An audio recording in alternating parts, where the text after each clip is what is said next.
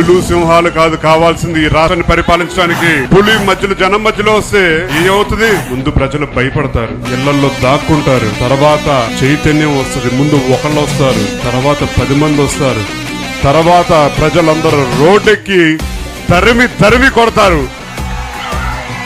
ఇవాళ మనకి పులులు సింహాలు కాదు కావాల్సింది, ఒక సామాన్యుడికి అందుబాటులో ఉండే నాయకులు కావాలి. అలాంటి నాయకులు ఒక అయ్యన పాత్రుడు గారు.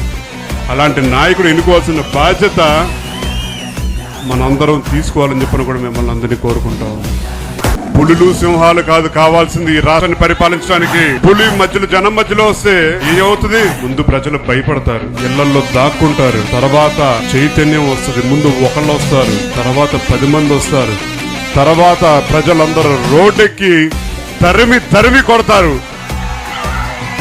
ఇవాళ మనకి పులులు సింహాలు కాదు కావాల్సింది, ఒక సామాన్యుడికి అందుబాటులో ఉండే నాయకులు కావాలి. అలాంటి నాయకులు ఒక అయ్యన పాత్రుడు గారు. అలాంటి నాయకుడు ఎన్నుకోవాల్సిన బాధ్యత మనందరం తీసుకోవాలని చెప్పని కూడా మిమ్మల్ని అందరినీ కోరుకుంటాం.